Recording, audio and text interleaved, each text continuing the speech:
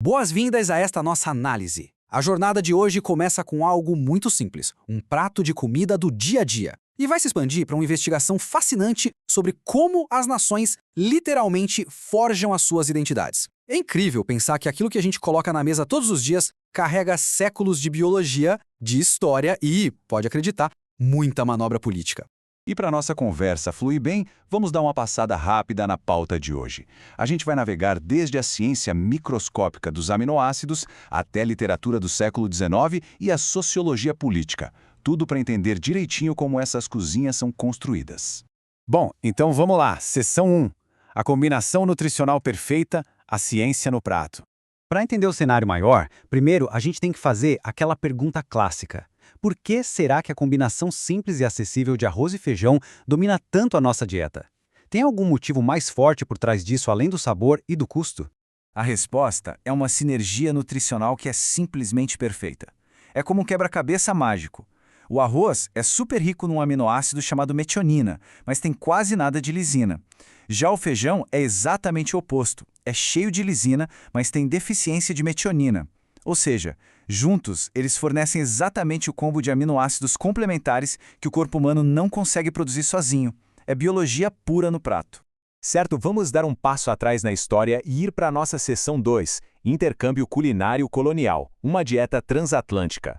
Porque, historicamente falando, a dieta não era nada estática. Ela passou por uma evolução drástica ao longo do tempo. Antes do século XVIII, a base alimentar era super restrita a carne seca, feijão e farinha de mandioca.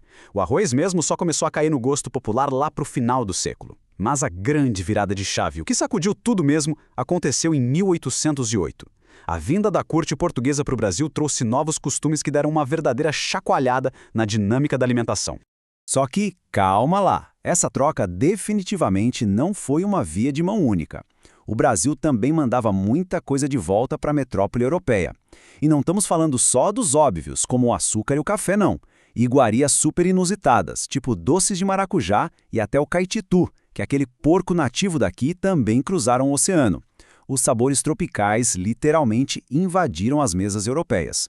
Tem uma visão fantástica do antropólogo Roberto da Mata sobre isso. Ele percebe de forma muito poética que essa preferência por alimentos bem cozidos, tipo o pirão e o purê, permite o sincretismo dos hábitos. Basicamente, ele está dizendo que a mistura das culturas indígena, negra e portuguesa aconteceu ali, fervendo na mesma panela. O prato vira um reflexo direto da formação de um povo. O que nos leva à nossa seção 3, colonizador e colonizado, o paradoxo do poder. A relação entre Brasil e Portugal estava muito longe de ser algo simples. O sociólogo Boaventura de Sousa Santos traz uma ideia que é de explodir a cabeça. Ele diz que Portugal, durante o seu império, foi simultaneamente um país colonizador e colonizado. Dá para acreditar num paradoxo desses? Isso se resume ao conceito de país semi-periférico. Ou seja, Portugal agia como o grande centro de poder, ditando as regras duras para suas colônias, mas ao mesmo tempo era completamente subordinado uma periferia em relação a nações europeias mais fortes. E é por causa desse efeito constante de puxa e encolhe que as influências culinárias e culturais fluíam de um jeito tão imprevisível. Agora, passando para a seção 4, o mito das 3 raças, simplificando a identidade. Toda nação, quando quer se definir, costuma buscar histórias mais fáceis de engolir. Por muito tempo existiu esse mito das 3 raças, promovendo um conto super harmonioso e higienizado de que indígenas, negros e europeus se integraram pacificamente. O problema é que essa narrativa romantizada ocultou de propósito as realidades profundas e violentas da colonização e acabou apagando identidades culturais que eram super distintas. A verdade é que a diversidade regional é tão vasta, mas tão vasta, que derruba fácil essa ideia simplista. A gente está falando do tacacá com tucupi lá no norte, do baião de dois no Ceará, do vatapá e do acarajé na Bahia, o arroz com pequi em Goiás, aquele tutu com linguiça clássico de Minas Gerais e, claro, o churrasco no sul. É uma explosão de diversidade esmagadora. E as pesquisas acadêmicas concordam plenamente com isso. Reduzir toda essa riqueza culinária ao mito das 3 raças limita demais a verdadeira compreensão dessas tradições regionais, que são, na verdade, super complexas. Mas então, como essas identidades nacionais foram ativamente curadas? Vamos para a seção 5, a literatura à mesa, escrevendo a nação. Para entender isso, a gente tem que olhar para os grandes influenciadores do século XIX, os grandes autores literários.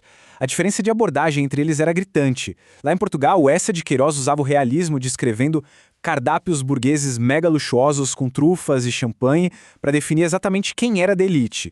Já o nosso Machado de Assis fazia o oposto. Ele focava nas refeições sutis do cotidiano, nos doces de coco, usando esses pequenos detalhes para expor as divisões sociais enormes da nossa sociedade.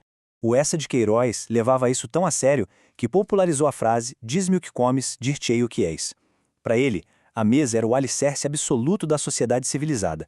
Ele literalmente ligava os métodos de cozinhar ao caráter de uma nação inteira. Só que o Machado de Assis não deixava barato, não. Ele criticava muito esse excesso gastronômico do Eça e travava debates literários fortíssimos. O Machado inseria propositalmente itens locais, tipo as marmeladas, em contraste com a prata importada, para resistir ao preconceito europeu, validar a nossa verdadeira experiência e escancarar a dura fronteira entre quem era senhor e quem era escravizado. E, finalmente, juntando todas essas peças, chegamos à seção 6, Inventando as Cozinhas Nacionais, o cardápio do Estado. Já no século XX, as coisas mudaram de figura, e o Estado decidiu transformar o prato em política pública para unir a população. E eles fizeram isso de forma bem metódica, em 3 passos. Primeiro, identificaram tradições rurais e pesqueiras locais. Segundo, elevaram essas tradições com movimentos patrocinados pelo Estado.